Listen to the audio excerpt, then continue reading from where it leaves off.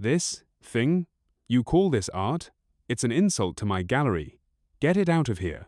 The voice of Mr. Sterling, owner of the prestigious Sterling Gallery, cut through the quiet afternoon air. Sergeant Marcus Adams, a man whose quiet demeanor hid years of service, stood before him. He clutched a canvas, not large but heavy with unspoken stories. Marcus was older now, his face etched with lines that spoke of experiences far removed from the polished floors of this art gallery. He wore simple, clean clothes, nothing like the flamboyant attire of some of the artists Sterling usually entertained. He had come to submit his painting for the gallery's annual competition. The theme this year was service, a theme Marcus understood deeply. His painting showed a landscape not of beautiful mountains or peaceful seas, but of a dusty, forgotten place, with the faintest hint of dawn breaking over weary shoulders. It wasn't graphic, but it was filled with a quiet sorrow and a resilient hope. He carried it with a gentle reverence, a piece of his heart offered to the world. He wasn't seeking fame, just a chance for others to feel what he felt. Mr. Sterling, a man who prided himself on his refined taste, barely glanced at the canvas, his lip curled. "This is amateurish," Sterling scoffed, waving a dismissive hand. "We only display real art here. This is just depressing. It doesn't fit our aesthetic." Marcus felt a familiar ache, the kind that came when people dismissed what they didn't understand, but he kept his voice steady, respectful. "Sir," Marcus began, his voice low and calm. "The theme for the competition was service. This painting, this is my service. I just hoped people might understand something from it." Sterling's face flushed with irritation. He seemed angered by Marcus's quiet persistence. Perhaps he expected the older man to simply scurry away, tail between his legs. "Understand what?" Sterling sneered. "Gloom and despair? This isn't art, it's an eyesore." Then, in a shocking act of malice, Sterling snatched the painting from Marcus's hands. With a deliberate, cruel motion, he bent the canvas over his knee. A sickening crack echoed in the silent gallery. He then threw it to the floor and deliberately scuffed his expensive shoe across its surface, smearing the paint. "Now it's truly worthless," Sterling spat. "Security. Remove this man and his trash." Marcus stared at his damaged work, a profound sadness washing over him. It wasn't just paint and canvas, it was a piece of his soul, a testament to comrades lost and battles fought in silence. The physical damage to the painting was nothing compared to the brutal disrespect. He could have shouted, he could have argued, but what was the use? The gallery owner had made his judgment clear. As he bent to pick up his ruined artwork, his fingers brushed against a small, worn business card in his wallet. It was from Elias Thorne, a fellow veteran he'd met at a support group, who had since become a highly respected art critic. Elias had seen some of Marcus's sketches back then. "If you ever need an honest eye on your work, Marcus," Elias had said, "or if you ever face any gatekeepers who don't understand, give me a call." Marcus stepped out of the gallery, the chilly air a stark contrast to the heated disdain inside. His hands trembled slightly, not from cold, but from a deep simmering indignation. He found a quiet spot on a nearby bench, took out his phone, and dialed the number on the card. He explained what had happened to Elias Thorne, his voice quiet, reporting the facts without embellishment, just as he would have reported an incident during his service. On the other end of the line, Elias Thorne was silent for a moment. Then his voice, usually measured and analytical, crackled with cold anger. "Stay right there, Marcus," Thorne said, his tone leaving no room for argument. "Don't move, I'm calling a few people. Sterling has crossed a line he will regret. This kind of arrogance cannot stand." Elias Thorne wasn't just any critic. He also ran one of the most influential art blogs in the country, and had a massive following on social media. Known for championing underdog artists and exposing hypocrisy in the art world. Marcus sat on the bench, his damaged painting resting beside him. The next 6 minutes felt like an eternity. Passers-by cast curious glances at the older man with the broken canvas. He felt a mix of despair and a tiny, fragile spark of hope. Was this how it would end? Another door slammed shut? Then, the quiet street was disturbed by the arrival of several cars, pulling up swiftly before the Sterling Gallery. The first to emerge was Elias Thorne himself, his face a mask of grim determination. Following him was Ms. Albright, the renowned curator of the City Museum of Modern Art, known for her discerning eye and her championing of powerful, unconventional works.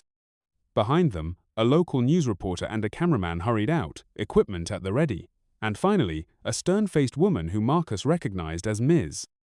Davies, a high-ranking official from the city's Cultural Affairs Department.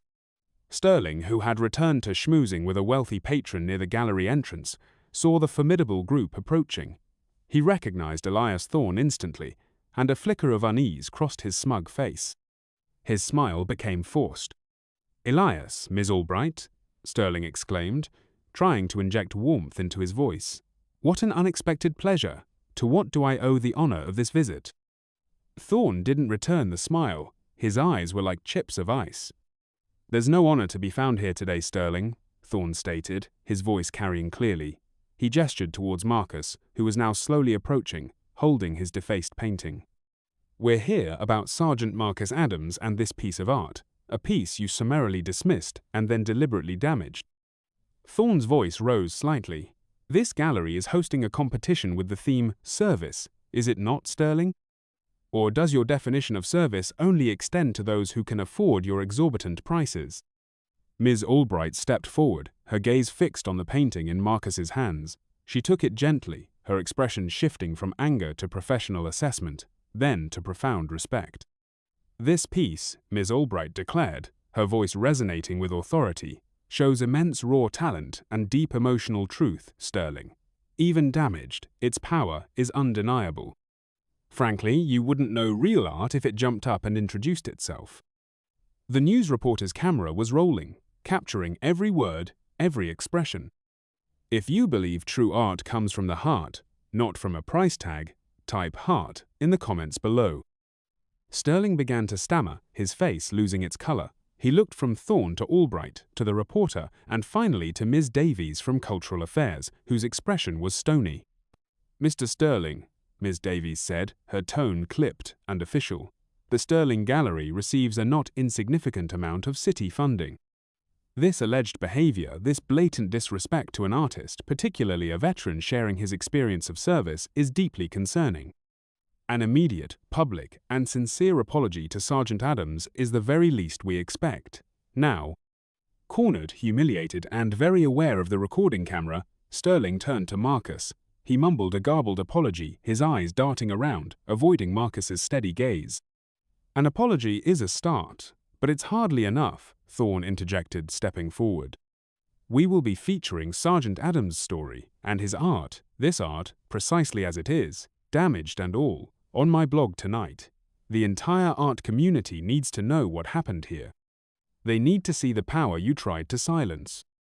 Ms. Albright then addressed Marcus directly, her voice now warm and kind. "Sergeant Adams, when you are ready, my museum, the City Museum of Modern Art, would be deeply honored to professionally restore and display this painting as the centerpiece of our upcoming exhibition, Voices of Service. We will, of course, cover all restoration costs." Its story makes it even more powerful. Marcus could only nod, a lump forming in his throat. Thorne turned back to Sterling, his expression hardening once more. "As for your gallery, Sterling," he said, his voice low but carrying immense weight, "I believe many talented artists and discerning patrons will be seriously rethinking their association with you after today. The art community condemns this kind of gatekeeping and abuse. This is not what art stands for." The words hung in the air, a clear indictment. Ms. Davies then delivered the final blow. "And Mr. Sterling," she added, "rest assured, we will be launching a full review of your city funding, your gallery's community engagement practices, and indeed, your suitability to remain on the City Arts Council. Behavior like this has no place in a community that values culture and respect." Sterling looked ashen. His carefully constructed world of prestige and power was crumbling around him, live on camera. In the days that followed, the incident sparked a firestorm. Thorne's blog post, complete with images of the damaged painting and the courageous veteran, went viral. The news report aired, further fueling public outrage. The Sterling Gallery was forced to issue a more comprehensive public apology and hastily implement new, more respectful submission guidelines. Other galleries across the city took note, re-evaluating their own processes. Marcus, overwhelmed but deeply grateful, found himself at the center of a wave of support. His painting, once a private expression of his soul, was now a symbol. With the help of Miss Albright and her team, it was painstakingly restored, though they agreed to leave a small, visible trace of the damage, a scar that told part of its story. It was then displayed with honor. People came from all over to see it. They saw not just the landscape he had painted, but the story behind it, the service it represented, and the dignity of the artist who had refused to be silenced. Marcus remained humble through it all. He hadn't sought fame, only understanding. He was just glad, he said, that his work could speak for those who had served, and perhaps help others understand a little more. He found a new purpose, sharing his experiences through his art, encouraged by a community that now saw him clearly. This story reminds us that art is about expression, and all voices, especially those who have carried heavy burdens for us, deserve to be heard with respect. You should never judge a book by its cover, or an artist by their quiet demeanor. If you believe that veterans and their unique stories deserve our utmost respect and a platform to be shared, please type "respect" below. Remember to treat everyone you meet with kindness and an open mind. You never know the silent battles they've fought or the incredible masterpieces they carry within them. Subscribe for more stories that uplift and inspire.